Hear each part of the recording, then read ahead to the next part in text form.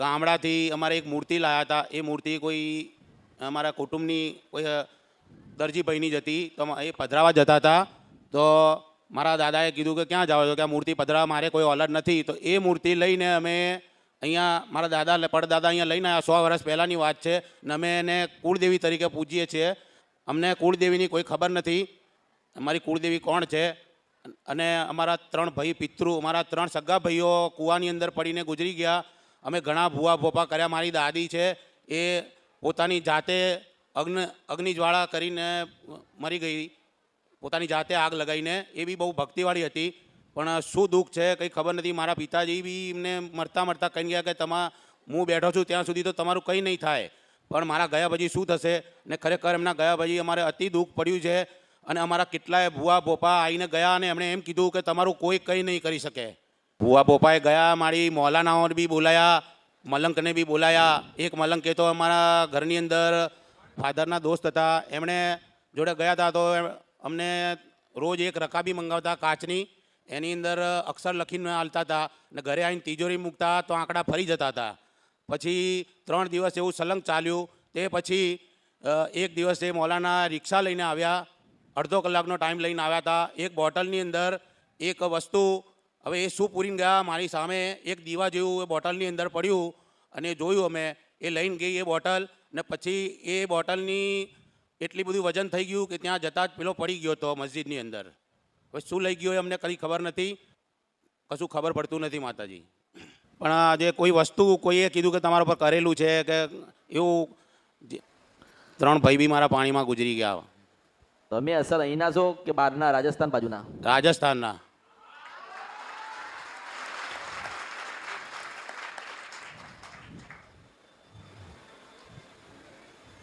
એ પૂર્વજો બેસાડ્યા હતા, 2-3 વખત ને ઉઠાડ્યા. 2-3 વખત બેહાડ્યા ને 2-3 વખત ઉઠાડી મેલ્યા. હા, જેમ જેમ લોકોએ કીધું એમ બેસાડ્યામાં. મારી હું 5 વર્ષથી સરા ગામ છે ને, મેલડી માતાનું મંદિર, 5 વર્ષ સતત ત્યાં જતો હતો. એકે મેં મુદત પાડી નથી. કોના કહેવા ઉપર?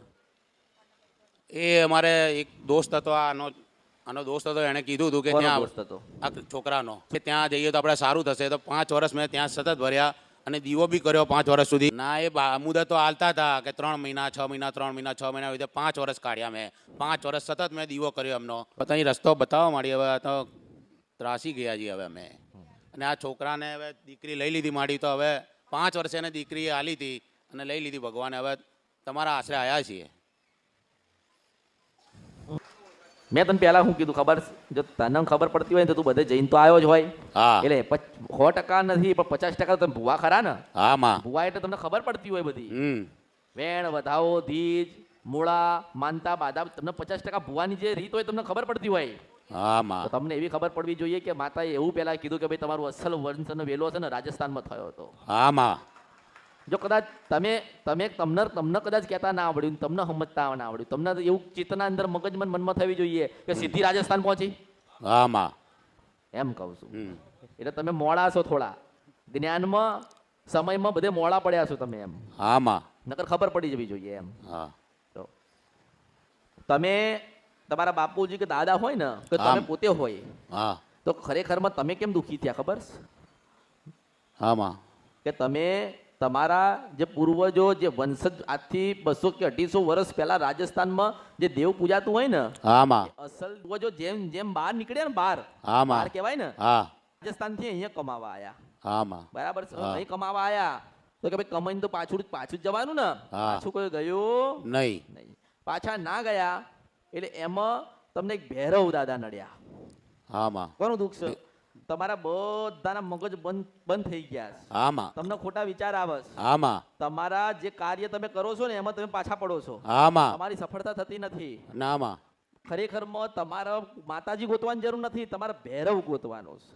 અને હું મેલડી એવું કહું છું, સિંધવન છપરા નદી કંદરોપિયા મેલડી, કે તું 556 જગ્યાએ જોવડાઈને નવરો થયો હોય ને પણ તારું પરિવાર ઈ ગળે ચિત્તોડગઢ લઈને જા અને 4.5 ફૂટનો ભેરવ દેખાય ને મંદિરની અંદર તારા માનવાનું કે મેલડી બોલી હતી.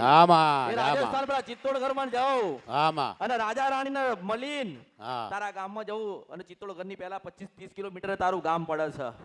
એ ગામ પડે છે ને તારા ગામમાં જવાનું ભેરવ દાદાની 4.5 ફૂટની મૂર્તિ દેખાય તો તારા માનવાનું કે પદ્માવતીના મળીનું મેલડી આવી હતી હું સિંધ વંશપરા નદી ગંધર્વ્યા. જય માં જય માં જય માં. મેં તને પહેલા એવું કીધું હોય ને કે બેટા રાજસ્થાન તારે શું થાય તારે ખબર હોવી જોઈએ કે આ ભગવાનના ઘેરથી આવેલી છે મારા રાજસ્થાનમાં જતી રહી. હા માં કે તમે તો ફર્યા છો ને તમને ખબર હોય આ બધી રીત કહેવાય કે પાટ ડાળ્યો હોય ને પછી ઘઉં લઈને ચપટી લઈને પછી કે હે માતાજી કદાચ મેલડીનું દુઃખ હોય તો વેણ આલો, આ માતાજીનું દુઃખ હોય તો વધાવો આલો. અને હું તો એ માતા છું કે તમારામાં હજુ જ્ઞાન નથી, ઘણા જ્ઞાન નથી, ઘણા મારી ઓળખાણ નથી અને ફરસ ને ફરતા રહેશે. જાગશે તારે મોડું થઈ ગયેલું હશે. તું 4.5 વર્ષ મોડો પડ્યો. કેટલો? 4.5 વર્ષ. હા અને તારા ઘરે 2 દીકરા રમતા હો તું સિંધ વંશપરા નદી ગંધર્વ્યા મેલ. જય હો માં જય માડી.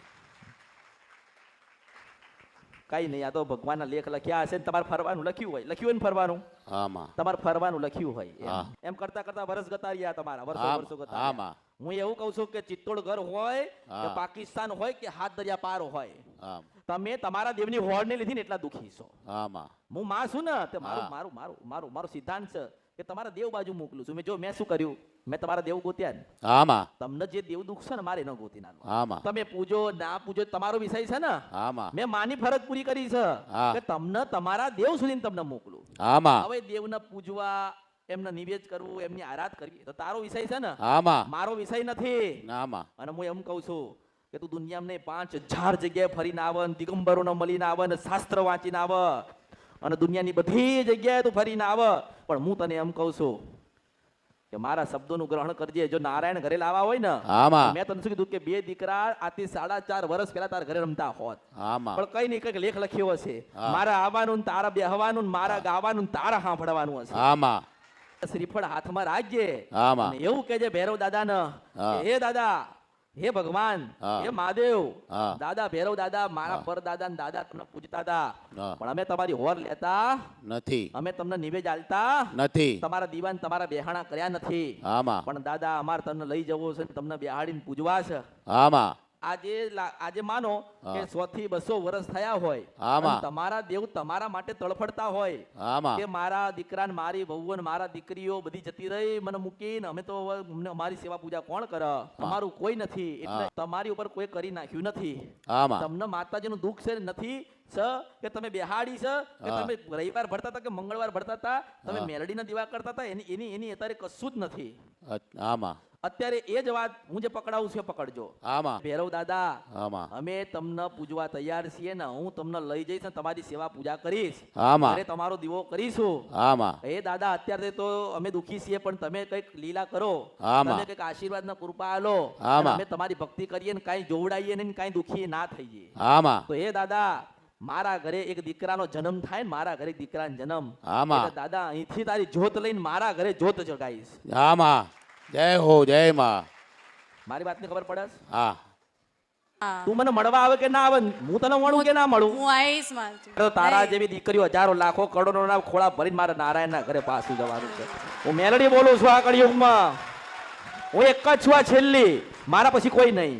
આથી 1000 વર્ષ જશે ને તારા મારા લેખ લખાશે અને મારા લેખ વંચાશે. અરે માતાજી આવું કીધું તો ક્યાં ગઈ, ક્યાં મારો દીવો લઈને લોકો ગોતશે? હું એ મેલડી છું. મારા નામથી તો લોકો જળ ચડાવશે, જેમ નારાયણ ને ચડાવશે ને એમ મેલડીના નામનું ચડશે. આ ગઈ ક્યાં? 200 વર્ષથી દુઃખ છે. કેટલું? 200 વર્ષથી દુઃખ છે. તમારો તાર છે ને, હું જે બતાવું ને એના ઉપર તમારો તાર હોવો જોઈએ. અને તમારે એક જ વિશ્વાસ શ્રદ્ધા ઉપર ચાલવાનું છે કે અમારા પૂર્વજોનો બેહાડેલા ભૈરવ દાદા છે ને, અને શનિવારનો ઉપવાસ કરજે. થાય તારથી શનિવાર થાય ને તો તું બરોબર આજથી 4 દિવસ પહેલા તું વિચાર કરતી હતી, જો નારાયણની સાક્ષી પાવાન દેવી કારોડી બોલતી હોય અને પટેલ મને શણગાર કરતો હોય તો આ 4 દિવસ પહેલા તે વિચાર કરેલો કે મારા દીકરી જોઈએ છે, એ ગયેલી જે જોઈએ છે. તો હું તને એમ કહું છું કે તારા દીકરા પછી તને દીકરી એવી ને એવી તને મળે તો તારે માનવાનું કે હું મેલડી બોલતી હતી, પાવાન દેવી કારોડી બોલતી હતી. તમારે જે કુળદેવ બોલે ને, કુળદેવ એ કુળદેવ તમારા અસલ છે ને, તમારા કુળદેવ વંશ વધાર તો તમારા ભૈરવ ભૈરવ ભૈરવ ભૈરવ ભૈરવ. મારી પાસે 10 વર્ષ તું આવે ને 10 વર્ષ, મારી ઈચ્છા થાય તો ના બતાવું, અને 10 જ મિનિટ ઉભો રહે ને એને 500 વર્ષનો ઇતિહાસ ના કહું તો મારું નામ મેલડી નહીં. રાજસ્થાનમાં માનો કે 400-500 કિલોમીટર દૂર તમારા ભૈરવ દાદા બેઠા ને, એને ખબર પડી ગયું કે અમૃતની મેલડીએ મને ગોતી દીધો. મારે તમારી પાસે કોઈ આશા નથી ને, હું કઈ માગતી નથી, મારે કઈ જોઈતું નથી. પણ જ્યારે તમને દુઃખ પડે, જ્યારે તમે કદાચ હારી જાઓ, કે જ્યારે તમને એવું લાગે કે અમારું કોઈ નથી, તાર દાદાના શરણમાં જજો. અને દાદાને કદાચ યાદ કર્યા હશે, ભૈરવ દાદાની ભક્તિ કરી હશે, દાદાના દીવા કર્યા હશે, ખોળા નાખ્યા હશે, નર નિવેદ આલ્યા હશે દાદાને, તો કોઈ દાડો તમારી પેઢી ડૂબશે નહીં, હું મેળવીશું. તમે તમારું દુઃખ મટાડવા આવ્યા હતા ને, પણ મારે કોકને કંઈ કાલવું હતું ને ત્યાં આલીને મોકલું છું. જય હો માડી. અને તમને કદાચ એવું લાગતું હોય પાછું કે માણસ એટલે લાગે ને કે અમે આવું દેવ દુઃખનું પૂછવા આવેલા ને માતાજી ક્યાંય ગયા, તો મારી રીત જ એ છે કે આમનું આમ જ લઈ જવું. તમને ખબર જ ના હોય કે આવી વાત નીકળશે, તમને ખબર જ ના હોય કે આ વાત બનેલી છે, તમને ખબર જ ના હોય કે કયું દેવ તમારું સારું કરશે. તમે કીધું ને કે મેં 5 વર્ષ સુધી મેલડીમાં આવી ગયા, અમે દીવા કર્યા. હું એમ કહું છું કે તમે આજે આવ્યા ને, તો મારી ઉપર કદાચ શ્રદ્ધા વિશ્વાસ ભાવ ના રહે ને તો ના રાખતા. એમ વાત કરું છું, મારા પ્રત્યે ભાવ ના રહે ને ના રાખતા. પણ શનિવાર આ બહેનો ઉપવાસ ભૈરવ દાદાનો કરવાનો, ઘરની બહાર 2 અગરબત્તી કરવાની, તો તારો ભાવ ડગવો ના જોઈએ. તારો દાદો હારું કરશે, તમારા બધા દાદાની ભક્તિ કરવાની. કઈ ના થાય ને તો ઘરની બહાર દર શનિવારે 2 અગરબત્તી ભરાઈ દેજો ને એટલું કહેજો કે ભૈરવ દાદા રાજી થજો, ભૈરવ દાદા રાજી થજો. કેમ કે એને કંઈક તો દુઃખ લાગ્યું હશે ને, એનું પરિવાર મળવા ના જતું હોય, કંઈક હાલતું ના હોય, કંઈક નિવેદ ના થતા હોય, તો દુઃખ તો લાગે ને. તમે મૂકીને આવતા રહ્યા હોય, તમે નહીં તમારા વડીલો મૂકીને આવતા રહ્યા હોય, તો દુઃખ તો થાય ને. અત્યારે તમારા માનો કે તમે 2 માણસ હોય, તમારા 2 માણસ તમારા બાળકો તજી દે, તો દુઃખ થાય ને 2 માણસને. મારા 2 દીકરા આટલા જવાન મોટા ભણાઈને ગણાઈને મોટા કર્યા, લગ્ન કર્યા ને એમને મૂછોડી દીધા, તો દુઃખ થાય ને. તો એ દાદા ને ભગવાન ને માતાજીને એવું જ છે કે તમારા પૂર્વજો 200 વર્ષથી અમને નાખી દીધા, ભૂલી ગયા, મૂકી દીધા, જતા રહ્યા, એ તો અમારું કોણ, એટલે દુઃખી થયા એટલે તમે દુઃખ ભોગવો છો. એટલે જો સુખ લેવું હોય તો મારા કીધે ઉભા રહેજો. મેં તમને નથી કીધું કે મારા માટે આ લઈને આવજો, કે તમારું કામ થાય તો મને આપજો. મેં માગ્યું? અરે આ કળિયુગમાં કોઈ મને કશું ના હાલે, અને હું સદાના માટે લોકોને હાલતી રહીશ.